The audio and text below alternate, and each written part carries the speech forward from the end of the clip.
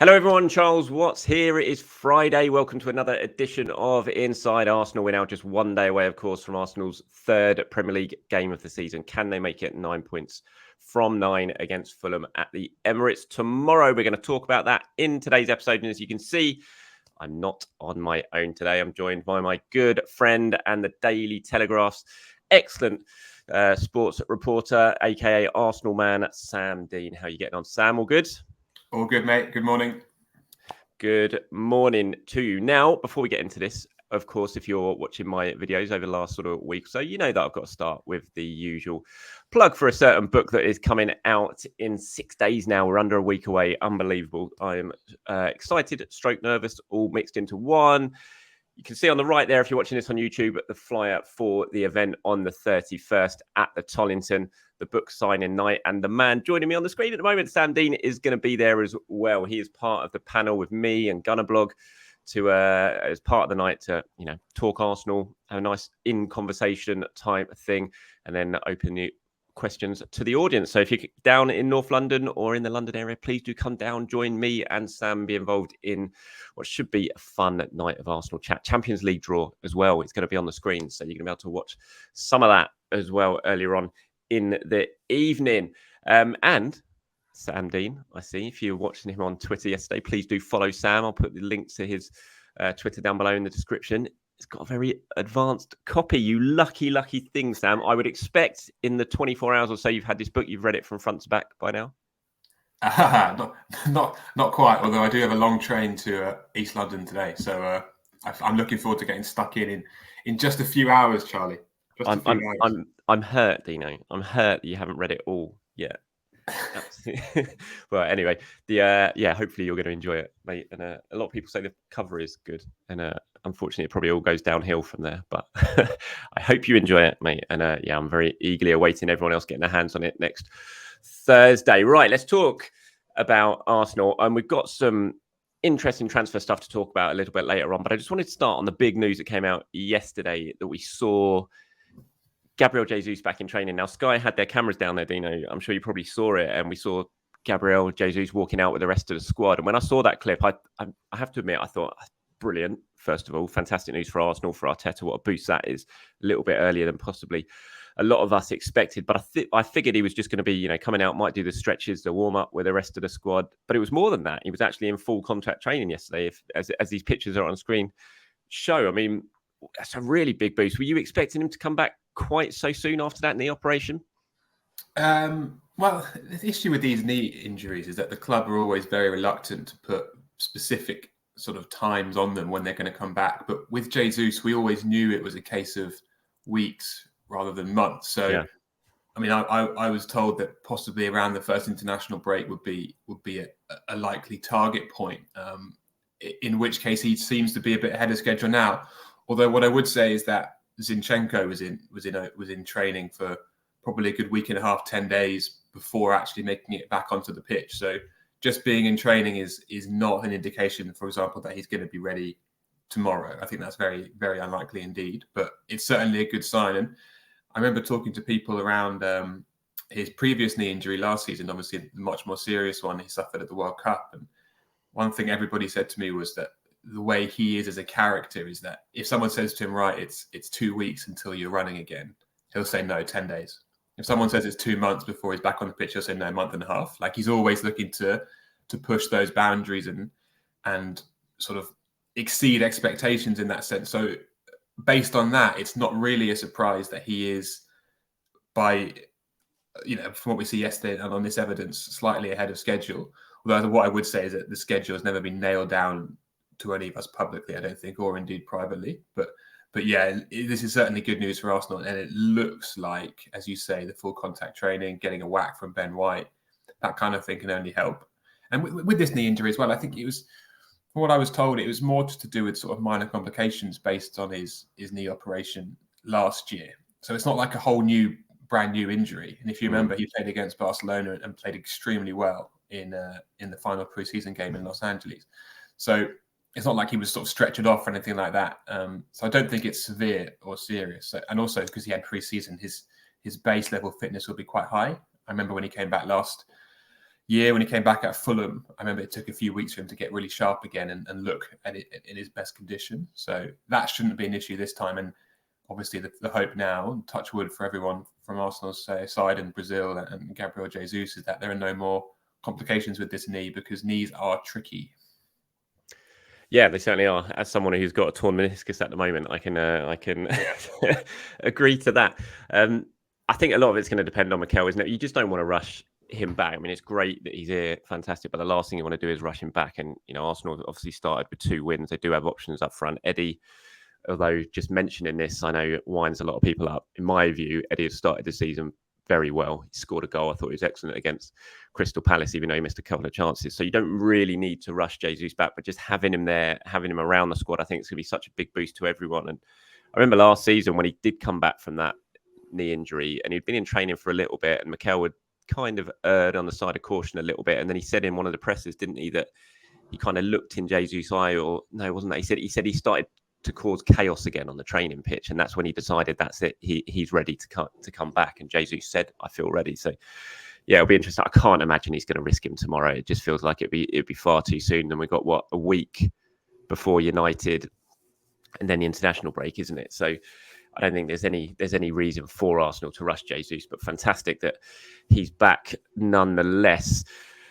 Okay, let's talk about transfers now and outgoings, because this has kind of we've been waiting for this to kind of kickstart. I mean, we've got a week today is transfer deadline day, and we've been waiting all summer for Arsenal to really kick into gear when it comes to moving players. And at the sort of forefront of that has been Balogun. It's a move we've been expecting to happen. Monaco have always kind of felt like they've been at the front of the queue for it, certainly for the last month or so. There's been, we know that Chelsea and Tottenham have been sort of lurking in the background, and maybe Fulham have been looking at it, but Monaco always felt like the most likely option. And now that appears to be happening. It's not done yet, but it is very, very close to it happening. We've got a picture on the screen here of the story that you've written about it, and it should well end up being a club record transfer fee for us, which is pretty remarkable, really, because it's going to be around the sort of 35 to 40 million pound mark. And you think a club like Arsenal, that's a club record transfer fee, just seems a bit mad, really, given some of the players that they've had. But I mean, I think it's a good move, Dino. I'm sure for him, I think it's a great move. I think Monaco are a really good club. He's obviously done it in France, and it's a historic club. And I think he'll go there and play. If it had gone to a Chelsea, for example, he's far from guaranteed to be playing. This feels like the right move for him at this stage of his career.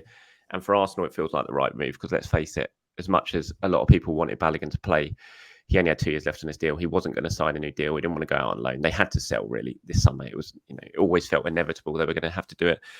So how do you sort of sum up this deal now that it's kind of on the verge of happening a week before the end of the window? I think it's good business.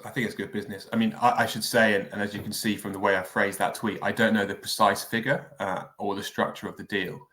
I think that's because that's still being discussed as we speak, but it's getting very close. What I would say is that sort of very reliable reports in France have said about 45 million euros all in, which comes to about 40 million pounds. And for me, that is a really good piece of business for a player who was not part of Arteta's plans and never really has been. I mean, there's no evidence from what we've seen to make you think that Arteta really rates this guy and considers him ready to compete with Jesus and Eddie Nketiah up front. He's barely featured in pre-season with a sort of minor foot problem. He's not been involved at all so far in this league campaign. And to get 40 million pounds for someone who you don't really want is good business by any measure. And I know there was a lot of talk about the 50 million pound valuation, but I think clubs often sort of will stick a big price on it to try and drag it up. I don't think it should be looked as a failure for not getting that, because frankly, for me, 50 million pounds for a player of Balogun's experience, and let's be honest, he's had one really good season in France, and that's effectively it, would be an astonishingly high fee. And I know that people say, well, look at Højlund going to Manchester United, who scored, I think, 9 league goals in Italy last year and cost more than 70 million pounds. And I would say, yeah, that's a crazy fee too. Like, just because United are mad enough to pay it doesn't mean that Monaco will be, or Chelsea will be, or Tottenham will be. And I think also from Arsenal's point of view, going to Monaco is slightly lower risk and slightly better way of doing things than going to another Premier League club, certainly a London rival. Obviously, the Chelsea interest was tentative, but it was there. And frankly, you don't want him spending 3 or 4 years at Chelsea and suddenly emerging as one of the league's best strikers, because it's just the sort of thing that makes questions be asked of Arsenal and Arteta and Edu. So to have him further away in France, where he can score loads of goals without people throwing it back in Arsenal's faces, I think is a good thing, just from a PR point of view, although that's not the reason they would do it. The reason they're going to do it is because it's the best deal for them and the best move for Balogun. Yeah, I think it's the best of all the possibilities, no doubt, for Arsenal. And I do wonder if there's going to be, I'm not sure if there'll be a buyback clause, but I think there'll certainly be a pretty hefty sell-on clause in there if Balogun does sort of explode over there and ends up back in the Premier League. Then Arsenal should benefit from that a little bit further down the line. And I'm with you. I think, considering Arsenal are about a few weeks away from losing Balogun for free just a couple of years ago, they managed to convince him to sign a new deal, and now they're going to get 40-odd million for him. I think it's a good deal. And the fact he wasn't going to play, I think there was no other option, really. I think he had to go this summer. Arsenal need to bring money in for players, and they've done that, and they've brought in a big chunk here. So, yeah, I think it was inevitable, and I kind of feel like it's good that we're getting to that stage right now with him. Kieran Tierney, I mean, where I look at the Balogun deal, and I think that's a really good deal. I look at Tierney, and it's not that I don't think it's a good deal. I think it's a great deal for Kieran Tierney. I think it's a wonderful place to go and play football over in Spain for Real Sociedad. But I can't shake the feeling that I'm just so staggered that there's been no Premier League market for Kieran Tierney. I just thought he would be such, I don't know if easy is the word, but, I didn't think Arsenal were going to have any problems selling Tierney this summer and getting a good chunk of money in for Tierney this summer. So to basically send him out on loan to Sociedad, which is where he seems to be heading, I'm just a little bit surprised by it. I don't, like I said, I think for Tierney it's great, brilliant place to play football. We've got Champions League football as well. And I can see for Arsenal, it's not the worst, because if he goes over there and plays really well, which if he stays injury-free, I think he will, then he comes back next summer. He's still got 2 years left on his deal. His value hasn't dropped, and Arsenal is still in a good position, because his market there'll probably be a bigger market for Tierney next year than there was this summer. But I'm just really surprised. Are you not, that a Premier League club hasn't come knocking, properly for Kieran Tierney? Yeah, completely. And I imagine that a big part of the problem there is his wages. Obviously, he signed a new deal for Arsenal just a couple of years ago and became sort of among the higher earners at the time. I imagine he's sort of fallen down the ladder since then, given the signings that Arsenal have made and the Champions League bonuses and the new contracts. But at the time, he was suddenly one of the key men on that wage bill. And that's obviously difficult for clubs to match. And what I found really interesting was the sort of the Newcastle situation, because Newcastle were really interested and have been for months, really dating back right to the spring, if not before. They based on their squad, had to prioritise other positions. They signed Sandro Tonali in midfield, Harvey Barnes up front, and then they went for right back to sort of provide cover for Kieran Trippier. But I still think there was a possibility that they could have come in for Tierney on a sort of loan with an obligation to buy, or loan with an option to buy next summer, which would have help their finances in much the same way that the David Raya deal helped Arsenal's by staggering the payments effectively. And then obviously last week they switched their attentions to Lewis Hall, Chelsea's left back from academy. And that obviously marked an end of their pursuit of Kieran Tierney. And I think made that very clear to the wider world that he wouldn't be going to Newcastle. And that, I imagine, has strengthened Sociedad's hand, because what they're offering is just a straight loan.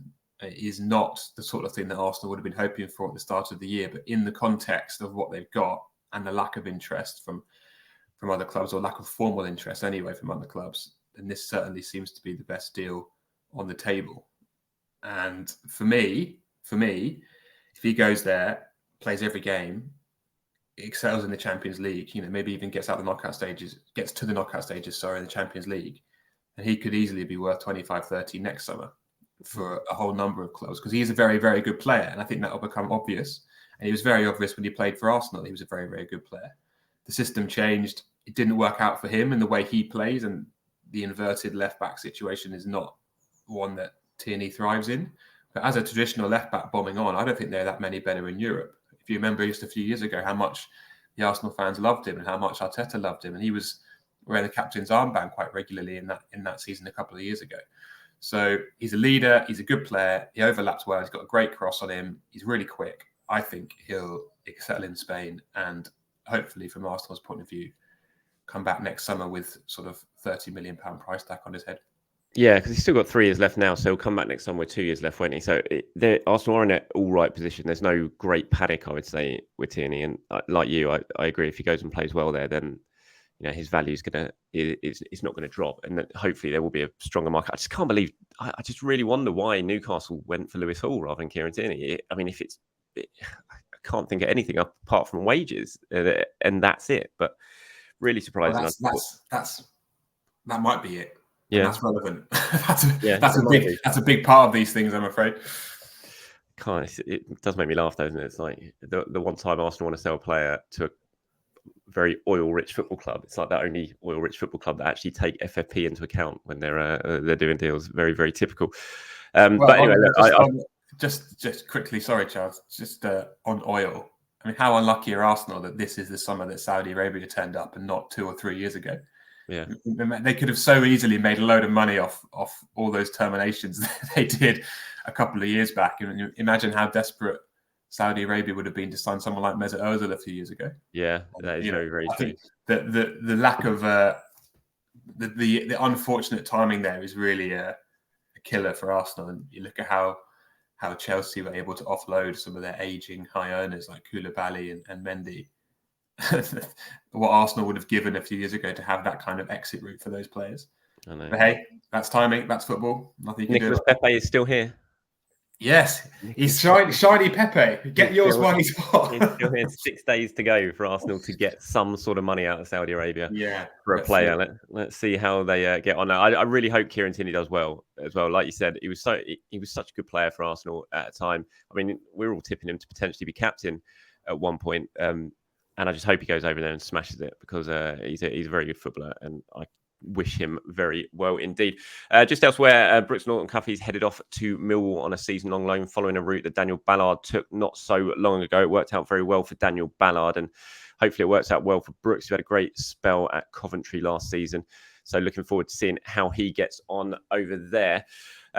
Right, I'm going to sort of move on to some questions and some comments now before we go. We're going to turn our attentions to Fulham a little bit. Here's a question here that's come in from Mojo RL236. Zinchenko and Gabriel in for Fulham. Thomas or Rice at the base of midfield. We will cook again.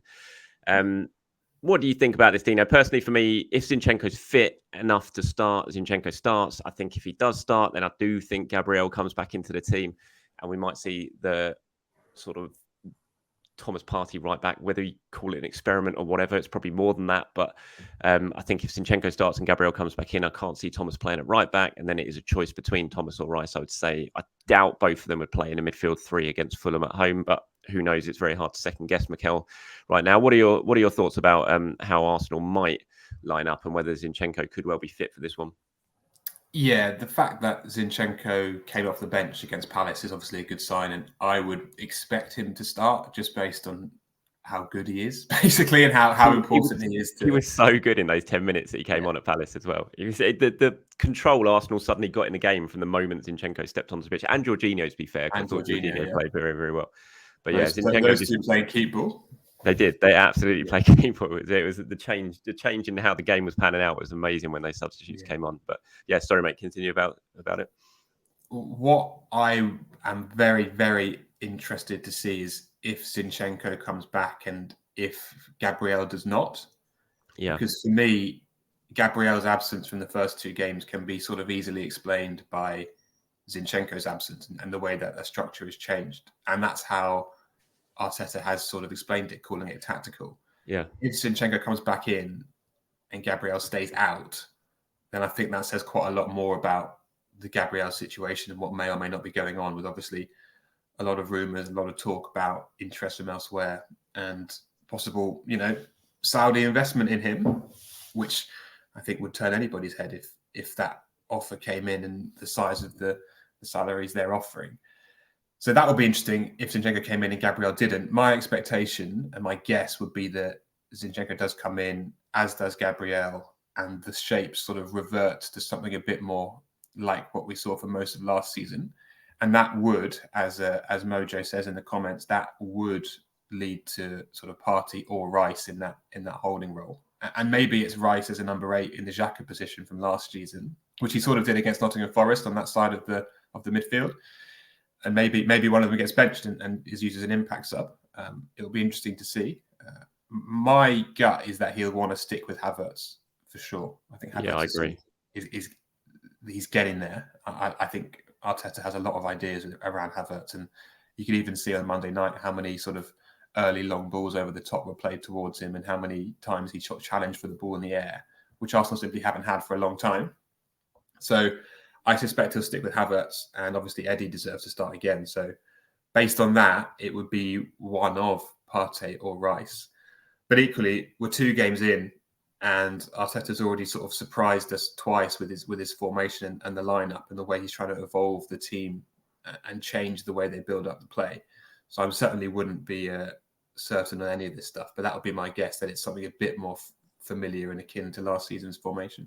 Yeah, we'll end today's show with us both attempting our predicted 11s for the game. But you were talking about Havertz now there, and I got a comment here from Pete. It says, people are bashing Havertz because they want to. It's all unfounded. They're not going to be unbiased. It's frustrating. Most duels won in both games so far. Martinelli threw away what should have been an assist. He's getting great positions without the ball when he's run the most of any player. I think people just don't want to like him because of his time at Chelsea. Support him. He's done everything Mikel wants, but people don't want to see it bad. Look, I think it's a really good comment from Pete. I was going to say I'm really surprised, but I'm actually not that surprised. The sort of level of criticism that Havertz is facing at the moment after his first 2 games in the Premier League for Arsenal, because, and I've said this in my last couple of shows, that I just don't think he's done anything wrong. I don't think he's done anything spectacular, Dino, by any means, but I don't think he's done anything wrong. I think he's just been a very solid 7 out of 10 for 2 games in a row, which, you know, had Granit Xhaka done that for 2 games last season, no one would have said a thing. But because it's Havertz, because of the money that was spent, it's not even the money. I think it's more because it's Havertz than anything else and where he's coming from that, you know, people are very, very keen to get on his back. And I don't know if you agree with me, but I think Mikel would have been coming away from Selhurst Park on Monday night very, very pleased with the performance that Havertz put in and what he offered for the team. I think there's definitely more to come from him. And I think there needs to be more to come from him, because we don't want to see him just putting in 7 out of 10 performances. Obviously, he needs to put in an 8 out of 10, a 9 out of 10 performance, get a couple of goals and really start to be really influential. But I've seen nothing to suggest that won't come once he settles in more, once he strikes up more of a partnership, more so with Martinelli on that left-hand side. Because he was making some runs against Palace, which weren't being found. You know, so instead of putting him out wide, Martinelli would cut inside and leave Havertz sort of hanging a little bit. So, and Tomiyasu was doing the same. So, what do you think of the sort of criticism that's coming in for Havertz and Pete's comment here? Do you think it's a fair one? I do, yeah. And I agree with you about Monday night, and some of the passes weren't being played at the right moment, and the runs weren't being found. And I think that's probably a wavelength thing and a familiarity thing. And I do wonder how much sort of Zinchenko coming back in on that side of the pitch in that unit, as Arteta would call it, will help have a sort of push on and really get into the box more and get more chances. In terms of the view of him and the fans' sort of debate around him already, it already feels a bit like Ozil again, which obviously is completely ludicrous. But I think it's something to do with the way Havertz moves and his kind of style. Like, he's quite tall, he's quite gangly. He's not like a pocket rocket like Gabriel Jesus, like a bumper car flying into people and knocking them out of the way and shoulder barging. He's more languid and sort of relaxed. But that, so to the eye, maybe he looks like he's not like busting his gut all the time, but he obviously is, and we can see that from the stats and the amount of duels he's, as Pete puts in the comments, the amount of duels he's competing with, the amount of times he's challenging for headers, the way he held the ball up after the red card for a bit on Monday night, I thought was very impressive. And also, as I said before, those runs in behind and getting towards the back post from crosses, I think are going to throw up a lot of goals and a lot of chances. I'm especially keen to see what Havertz can do when he's got Jesus next to him, because I was really struck by I was lucky enough to be in Los Angeles for the Barcelona game in pre-season when they started with Trossard, Jesus and Havertz, I believe. And in the first half, those 3 rotated positions all the time. At one point, Havertz was left, Trossard was central, Jesus was up top. And at one point, it was Havertz up top, Jesus left. And the way they fluctuated and the fluidity there was really interesting. And you can't really do that with Eddie Nketiah, because he can't play on the wing quite as well as Jesus, and possibly you can't do it as much with Martinelli either, compared to Trossard, who's a bit more versatile. Hmm. But yeah, I'm really keen to see when Zinchenko and Jesus are fit, especially how that fits in with Havertz and what impact that makes on him. Because let's be honest, when Arsenal signed him, they did so with a team in mind, and that team would have included Zinchenko and Jesus, I think, not Tomiyasu and Eddie Nketiah. Yeah, no, I agree. I think Zinchenko will be really important for him. Some of those situations, certainly that Tomiyasu got in with the ball on Monday night, Zinchenko would have released that ball and found Havertz in that space. He's just that player who sees that pass. He's clever enough to do it. So I think he will benefit a lot from Zinchenko. And like you said, Jesus as well. Just going back to kind of Tierney here, the selling players. Like I did a video yesterday, and I was talking about, we've basically got 8 days to go. We're waiting for this sort of exodus to begin, and we're talking about Edu and the issues of selling players. And a couple of people here, and I think it's an interesting point, sort of pointing out that it's not really, they don't think it's Edu so much to blame, but it's maybe Arteta's use of players and kind of leaving them out in the cold. At the moment, we're seeing these players who are potentially leaving, training away from the first team squad. For buying clubs, you think they're looking at that and thinking, well, we're not going to go in and put a lot of money on the table for these players because they're completely unwanted. And I think there is I think it's a good argument that over the last couple of years, one area where maybe Arteta needs to work on and improve is making players feel a little bit more involved who are out in the cold, not just for the sake of them around the training ground, but also Arsenal's attempts to try and sell these players, because it just don't make sure they don't come across as unwanted as they really are. Do you think that's a fair comment on Mikel? Say from these two? Yeah, I do to an extent, and I completely agree that if you were the buying club looking in at someone like Tierney not even being involved in first team training or not being in the squad, you would lowball it. Of course you would. You wouldn't put £35 million on the table straight away. So I completely agree on that. But my sort of answer to that is what's the alternative? Do you want Arteta to pick players and play players who he doesn't think are good enough at this moment?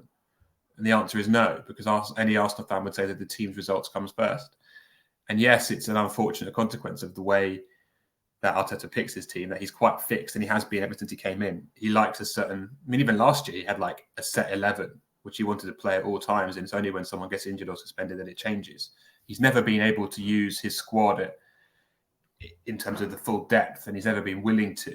But I think that's largely due to the drop-off in quality between the first 11 and the reserve players over the last couple of years. That's now starting to change. And if you look at the bench they had in the first 2 games of this season, it's really, really strong. A lot stronger, even, I would say, than Manchester City at the moment, which is obviously quite a remarkable thing to say. But yes, I agree that it doesn't help their value, these players they don't want.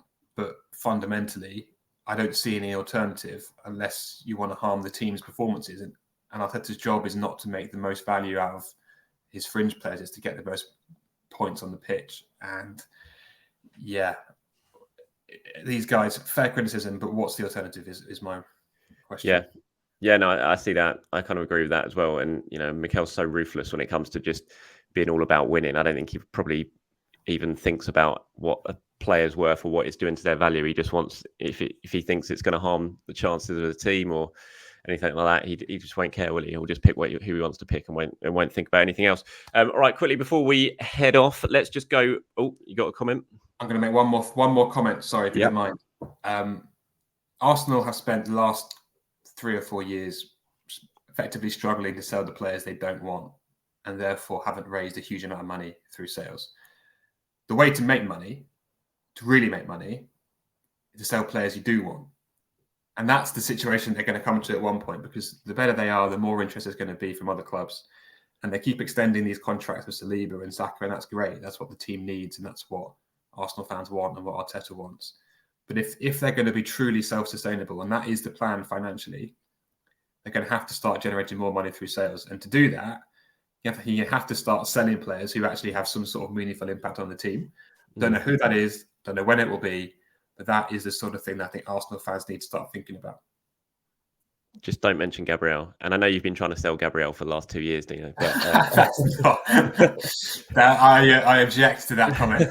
Oh, I don't at all. I remember our private chats about this situation. I do not want Gabriel leaving this football club a week before the transfer deadline closes. I think there's nothing remotely good about that option right now for me. I just do not, no matter what money's on the table, I think it'd be a disaster of a move for Arsenal in a season when they're targeting the Premier League title and return to the Champions League as well. Okay, predicted 11 time before we head off, Dino, because I know that you're on a bit of a time clock at the moment. I'm going to go first. And I'm going to get it hopelessly wrong, as I always do. And even I'm getting it even more wrong this season because Mikel's actually doing strange things with starting 11. But I think 3-3. I think Ramsdale's in goal.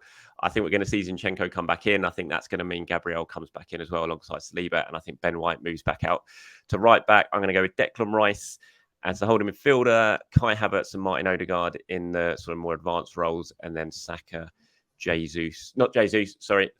Nketiah and Martinelli. So that's Ramsdale, Zinchenko, Gabriel, Saliba, White, Partey, Havertz, Odegaard, Saka, Nketiah, Martinelli. And that is the exact right way, by the way, to name a starting 11 in terms of their positions and where their names should be. I'm not having any argument against that. So, sorry, are you having Partey holding? No, Rice holding. Did I say Partey? Rice on the Partey on the bench. I think. Yeah. I don't think Partey starts. This is really boring. Can I agree with you? Oh, yeah, that's really boring. I actually do agree with you, but let's mix it up and say Havertz up top, Rice in the 8, and Partey at 6. No, he's not doing that against Fulham at home. He's doing that at the Etihad away at Man City or at Anfield. He's no way. I'm agreeing with you. I'm just trying to be different. no, just agree with me. That's always a good thing to do. All right, Ladino, thank you very much for joining me today. I really do appreciate it, as always. And thank you very much for coming on Thursday. I'm really looking forward to sitting down with you and having a good evening of Arsenal chat. Once again, pre-order the book if you can, or if you haven't already. I'll put that in the description below. You can follow Sam. I'll put his link in the description as well, and come down and join us both next Thursday at the Tollington if you can. Thank you, Dino. Have a very good day, mate. I'll speak to you soon. Cheers, mate. Thanks a lot. See you later.